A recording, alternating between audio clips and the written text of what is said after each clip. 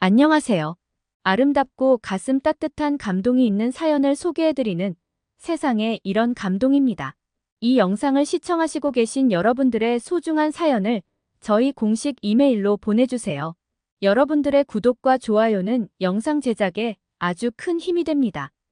노르웨이 아스크의 숲속, 한 도로에 정차되어 있는 버스 안, 깊게 숨을 쉬면 폐까지 얼어붙을 것 같은 숨도 쉬기 어려울 정도의 극한의 상황에 버스 안의 모든 사람들의 모습은 처참하기 그지없습니다. 죽음의 공포에 대한 두려움으로 모두들 극도로 긴장하고 혹한의 추위에 떨고 있습니다. 그토록 기다리던 구조대는 오지 않고 시간은 하염없이 흘러가며 좌절하던 그때 한 동양인 남성들이 버스 앞으로 나타나더니 긴급하게 문을 열라고 손짓합니다. 이렇게 가만히 계시면 정말 위험합니다. 일단 모두 한 곳으로 최대한 모이세요. 극한의 추위와 죽음의 공포에 떨던 사람들에게 과연 어떤 일이 벌어졌던 것일까요? 오늘은 노르웨이의 엠마 씨 사연을 준비했고, 그럼 사연자분 이야기 시작하겠습니다. 안녕하세요. 저는 노르웨이의 수도 오슬로에 살고 있는 엠마라고 합니다. 제가 이곳에 사연을 보낸 이유는 2020년 12월 31일 노르웨이 아스크 지역에서 산사태가 일어나 11명이 실종되고 1천여 명이 대피하며 아파트를 포함해 수많은 건물이 파괴됐고 실제로 많은 사상자가 발생하여 노르웨이 역사상 최악의 산사태 중 하나로 기록되었습니다. 뉴스와 방송에서는 보도되지 않았지만 그 산사태로 인해 저희 할머니를 비롯해 많은 사람들이 한국인들 덕분에 목숨을 건지고 생명을 지킬 수 있었습니다. 저희에게는 너무나도 감사하고 평생 잊지 못할 은인이자 영웅이었습니다. 그들이 위기 상황에서 보여준 빛나는 행동과 모습을 통해 이런 긴급한 상황에서 대처할 수 있는 응급조치를 더욱 잘 이해할 수 있었고, 그들이 보여준 숭고한 정신과 이타심 그리고 생명에 대한 존엄성의 의미를 깨닫게 되었기에 한국인들의 지혜를 널리 알리고 이런 따뜻한 감동을 공유하고자 사연을 쓰게 되었습니다. 정말 그분들이 그때 나타나지 않았다면 그날 버스 안의 모든 사람들은 그들의 사랑하는 가족과 소중한 이웃을 다시는 보지 못했을 겁니다. 다시 한번 한국과 한국의 영웅분들에게 감사함을 전합니다. 저는 노르웨이의 수도 오슬로에 살고 있고 기술학교에 다니고 있습니다. 저는 외동딸로 태어나 부모님의 사랑을 듬뿍 받고 자랐는데요. 이런 저에게 정말 놀랍게도 늦가기 동생이 생기는 엄청난 사건이 일어났습니다. 항상 자매나 형제가 있는 친구들을 보면 너무나 부럽고 쓸쓸하기도 했는데 이렇게 동생이 생기니 처음에는 믿기지도 않았고 너무나 행복했습니다. 한편으로 좀 더 일찍 생겼으면 어땠을까 하는 생각도 들면서 만감이 교차했습니다. 그래도 저희 가족의 식구가 한 명 더 생기니 집에 활기가 돌고 웃음소리도 더 많이 나고 여러 가지로 참 행복했습니다. 그렇게 2020년 7월 17일 마침내 동생 제이콥이 축복 속에 태어나고 12월 25일 크리스마스와 2021년 새해를 맞이하며 온 가족과 친척들이 모두 모여 축하하고 식사를 함께 하기로 했습니다. 원래는 아스크에 사시는 할머니 댁에 모일까 했는데 동생 제이콥이 너무 어리기도 하고 겨울이라 날씨도 추워서 저희가 이동하기는 현실적으로 어려움이 있어 할머니를 비롯해 친척분들이 저희 집으로 오시기로 했습니다. 저는 어릴 적 부모님이 맞벌이를 하셔서 할머니의 보살핌 속에 아스크에서 살았기에 아스크는 제2의 고향과도 같은 동네고 친구들도 많아서 참 그리운 마음도 들었습니다. 모이기로 한 전날 기상 상황이 좋지 못해 걱정되는 마음에 제가 아스크로 가서 할머니를 모시고 오기로 했습니다. 아스크는 오슬로에서 25km 밖에 떨어지지 않았기에 금방 갈 수 있어서 저는 낮에 잠시 친구들과 인사도 하고 놀다가 저녁에는 할머니와 함께 보냈습니다. 그때까지는 우리에게 앞으로 어떤 상황이 벌어질지 정말 꿈에도 생각하지 못했습니다. 다음 날 할머니와 저는 떠날 준비를 하고 버스 정류장으로 향했습니다. 그때만 해도 그저 바람이 좀 불고 날씨가 흐린 정도였는데 갑자기 라디오 방송에서 긴급 한파주의 경보 소식이 들렸습니다. 차디찬 북극 기류가 현재 노르웨이를 덮치고 있고 폭설과 강풍을 동반하고 있기에 노르웨이 전역에서는 안전에 주의하고 외출을 자제하며 비상시에는 긴급 구조 911로 연락하라는 내용이었습니다. 저는 평소와 너무 다른 방송 내용을 보고 걱정이 조금 되었지만 하늘을 보니 그렇게 심각하지도 않았고 설마 별일 있겠어? 라는 생각으로 그렇게 할머니와 함께 버스에 올랐습니다. 버스는 출발했고 저는 오랜만에 가족들이 모두 모여 함께 이야기꽃도 피우고 맛있는 음식을 나누고 추억에 빠져 행복한 시간을 보낼 상상에 기분이 매우 들떴습니다. 할머니와도 옛날 이야기를 나누며 버스에서 편안하고 즐거운 시간을 보냈는데 아스크를 떠난 지 얼마 되지 않은 시점에 갑자기 굉음과 함께 땅이 크게 울렸는데 버스가 갑자기 중심을 잃고 밀리고 옆으로 회전하며 돌아가기 시작했습니다. 빙판에 밀렸는지 브레이크가 먹히지 않자 기사님이 다급하게 꽉 잡으라고 소리질렀는데 이미 버스 안의 승객들은 자리에서 이탈하고 뒤엉켜 비명과 충격으로 아수라장이 되었습니다. 그렇게 버스는 도로를 벗어나 숲길로 밀리면서 순식간에 나무에 부딪히고 처박혔습니다. 가까스로 정신을 차린 저의 눈에 순간 정말 충격적인 장면이 목격되었는데요. 저 멀리 보이는 집들이 갑자기 땅속으로 사라지고 있었습니다. 눈으로 본 게 사실인지 믿기지 않았고 엄청난 산사태가 났다는 직감이 들었습니다. 저는 큰 충격에 휩싸여 순간 말을 잇지 못하고 할머니를 부둥켜 안았습니다. 할머니와 함께 한참을 고개 숙이고 눈을 감고 있었는데 잠시 후 주변이 조용해지자 고개를 들어 밖을 보았습니다. 세상이 무너진 듯 땅에 엄청난 크기의 싱크홀이 생겨 모든 게 무너져 내려 있었고 그 안에는 집들이 흔적도 없이 사라져 정말 지옥의 공포 그 자체였습니다. 정신을 차리고 할머니의 상태를 봤는데 부딪히며 긁힌 것 외에는 다행히 다친 곳은 없었습니다. 버스가 나무에 부딪히고 길가에 처박혀 더 이상 움직이지 못했기에 우리는 모두 버스 내부에서 외부 상황을 주시하고 경계하며 잔뜩 웅크리고 있었는데 시간이 흐를수록 버스 내부의 온도가 내려가면서 공포와 엄청난 추위에 몸이 떨렸습니다. 모든 사람들이 처음 겪는 상황이고 집들이 땅으로 꺼지는 충격적인 장면을 목격했기에 누구도 버스 밖으로 나갈 엄두조차 못 냈습니다. 사람들은 저마다 가족들에게 전화하고 상황을 전하며 서로의 안부를 묻고 울고 기도하고 소리를 지르는 사람도 있는 등 정말 혼란 그 자체였습니다. 그렇게 3-4 시간이 흘렀는데 구조대는 보이지 않았고 내부는 점점 공포에 뒤덮였습니다. 문제는 버스 안의 온도였는데 버스가 고장이 났는지 히터가 나오지 않았기에 버스 내부의 온도는 점차 외부 온도의 영향으로 하염없이 내려가며 일부 사람들의 건강 상태에 문제가 생기기 시작했습니다.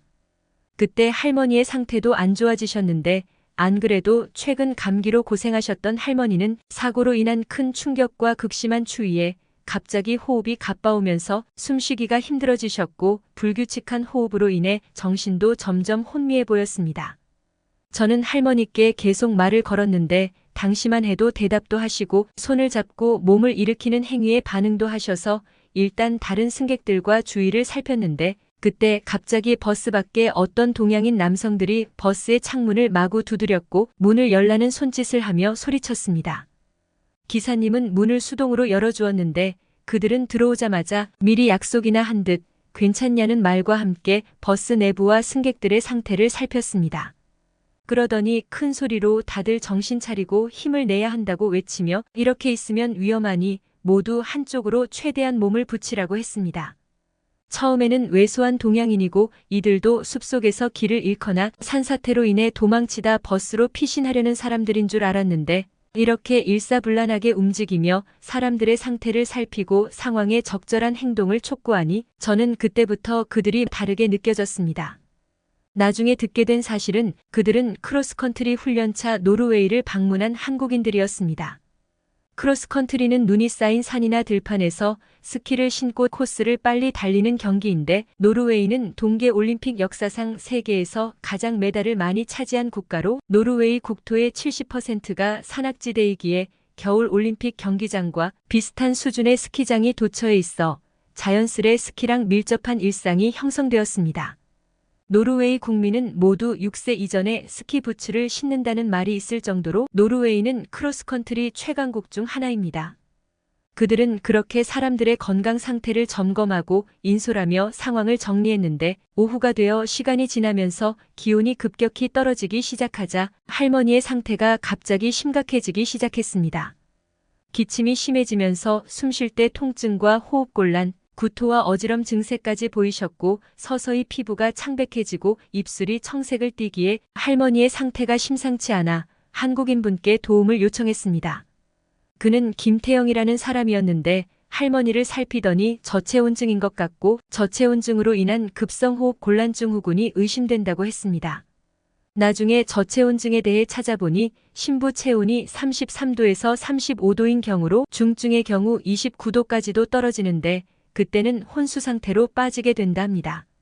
심장 박동과 호흡이 느려지고 근육의 떨림은 멈추는데 뻣뻣해지고 상황에 따라서 동공이 확장되기도 한다고 합니다. 그는 이런 증세가 심해지면 사망에 이를 수도 있는 심각한 상황이라고 했습니다. 저는 너무나 충격이고 당황해서 할머니를 계속 흔들고 불렀는데 할머니는 반응 없이 눈도 제대로 못 떴습니다. 한국인들은 그들끼리 말을 주고받더니 가방을 뒤져 무언가를 잔뜩 꺼냈는데 한국에서 가져온 핫팩이란 것이었습니다. 저는 태어나서 처음 본 핫팩에 신기하고 뭔지는 모르지만 희망을 기대했습니다. 그들이 알려준 대로 포장지를 뜯고 마구 흔드니 잠시 후 신기하게 조금씩 온도가 올라왔습니다. 핫팩의 온도가 올라오면 최장 12시간도 온기를 유지한다는 설명에 정말 깜짝 놀랐습니다. 그는 핫팩을 얇은 천에 감싸더니 할머니의 목과 가슴 그리고 사타구니 쪽에 대주며 먼저 체온을 올리자고 했습니다. 당시 할머니의 의식이 희미해지고 있어서 음식물은 먹이면 기도로 넘어갈 수 있기에 절대 안 된다는 말과 함께 할머니를 마사지하거나 손으로 문지르지 말고 두꺼운 옷을 함께 두르며 최대한 감싸 안고 온도를 유지하는 데 집중하라 했습니다. 그리고 그는 이때 추가적인 응급처치 관련 내용을 설명해 주었는데 이렇게 의식이 없는 경우 심박동을 체크하고 필요하다면 심폐소생술을 시행하고 이때 체온을 올리기 위해 직접적으로 뜨거운 물을 사용하거나 램프 같은 물건을 사용해서 환자의 손과 발 부위에 사용하면 차가운 혈액을 다시 심장으로 보내서 전체적으로 체온을 떨어뜨릴 수 있기에 위험하고 체온 상승을 위해 알코올을 주는 행위도 절대 삼가하라는 얘기도 해줬습니다. 의식이 명료하지 않은 경우 기도로 넘어갈 수 있는 위험이 있어 따뜻한 물을 포함해 음식은 섭취하면 안 된다고 하는 등 정말 머릿속에 딱 이해가 되며 잊을 수 없도록 설명해 주셨습니다. 그 순간 한국분들께 감사한 마음이 들고 너무 든든하게 느껴졌습니다. 그들은 할머니의 머리 부분을 천으로 감싸고 모자를 씌워주시고 저는 한참을 할머니를 껴안고 보살폈습니다. 시간이 지나며 놀랍게도 점차 할머니의 체온이 올라가면서 기적처럼 할머니는 의식을 다시 찾을 수 있었는데 저는 정말 그 상황에 감격했고 안도감이 들면서 감사함에 눈물이 펑펑 쏟아졌습니다. 그들은 일단 위험한 고비는 넘겼지만 구조대가 언제 올지 모르는 상황에서 이렇게 버스에서 밤을 지내면 할머니의 몸 상태가 다시 악화될 수 있다며 할머니를 병원으로 옮기자고 제안했습니다. 저는 순간 너무 불안하고 놀랬지만 그들이 지금까지 보여줬던 행동에 신뢰가 쌓였고 생각해보니 만일 구조대가 오늘 도착하지 못한 채 할머니가 버스에서 밤을 보내면 정말 돌이킬 수 없는 상황을 맞이할 수 있겠다는 두려움에 그들의 의견에 동의하고 어떻게 해야 하는지 물었는데 그들의 제안에 정말 깜짝 놀랐습니다. 핫팩을 중요한 신체 부위 쪽 5단에 충분히 넣은 채 할머니를 침낭과 이불에 꽁꽁 싸매고 그들이 타고 온 썰매 뒤 짐칸에 올려서 그들의 차량까지 이동한 후 다시 차량을 이용해 병원으로 움직이자고 했습니다. 다행히 구글 지도상 가장 가까운 병원까지는 그리 오래 걸리지 않았습니다. 대략 3040분 정도 예상되었는데 할머니를 차량까지 이동하는 게 문제였습니다. 저는 버스에서의 상황이 너무 절박했고 선택할 수 있는 대안이 없었기에 그들과 함께 할머니를 준비해서 옮기기 시작했습니다. 정말 땀을 비오듯 쏟아내며 그들과 함께 할머니를 가까스로 차량까지 옮겼고 한국인 한 분은 다시 버스로 돌아가서 나머지 인원들을 보살피기로 했습니다. 저는 김태영이란 남자분과 함께 병원으로 향했습니다. 정말 하늘이 도운 듯 이동 중에 추가적인 산사태 피해나 문제 없이 할머니를 병원까지 안전하게 모실 수 있었습니다. 병원에서는 할머니가 위급한 상황에서 어떻게 이렇게 적절하고 완벽한 응급처치를 했는지 너무 놀라셨고 정말 최고라고 치켜세우며 감탄사를 연발했습니다. 제 눈에 비친 한국 분들이 다시 새삼 대단하다 느껴졌으며 세상에 영웅이 있다면 바로 이런 모습일 거라 생각했습니다. 저는 할머니를 병원으로 모시기 전에 부모님께 연락해 병원 위치를 알려줬고 때마침 부모님께서도 도착하셨는데 엄마는 할머니를 보자마자 한참을 우셨습니다. 태영 씨는 저희의 이런 모습을 지켜보더니 다시 버스로 돌아간다고 했는데 저는 순간 태영 씨를 돕고 싶어 함께 버스로 돌아가고 싶다고 했습니다. 태영 씨는 잠시 고민을 했지만 결국 너무 위험하다고 한사코 저를 말렸습니다.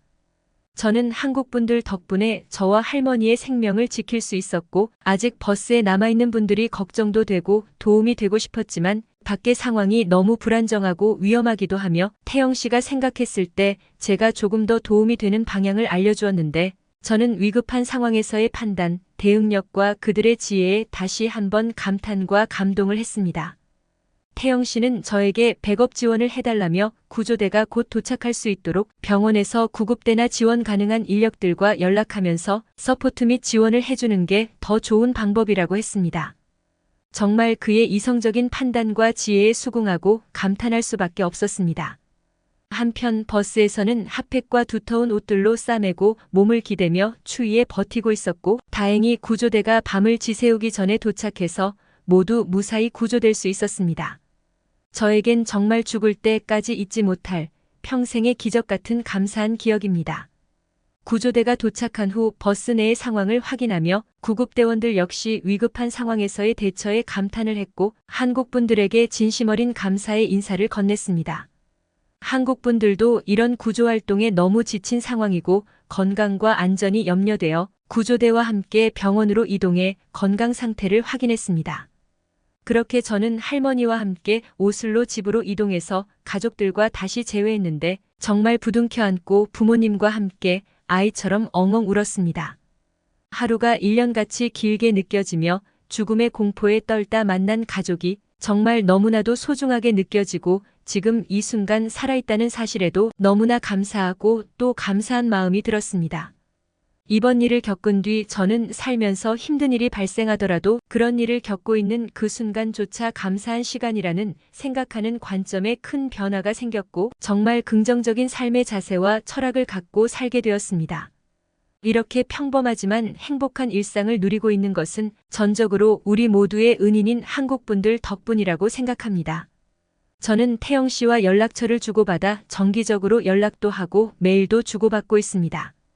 태영 씨는 한국의 방송 프로그램도 파일로 만들어 보내주곤 하는데 한국은 처음이지?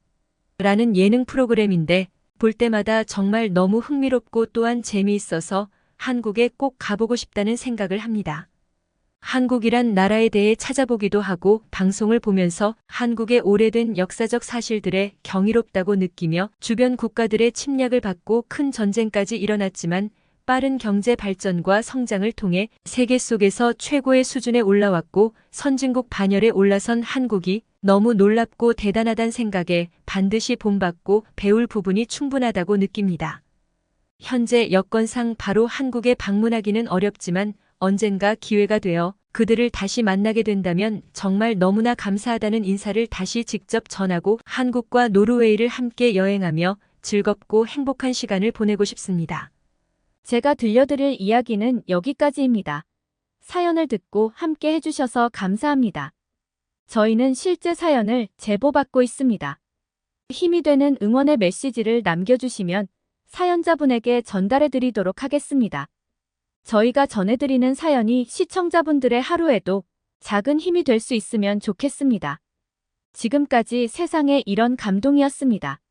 좋은 영상으로 다시 찾아뵙겠습니다. 감사합니다.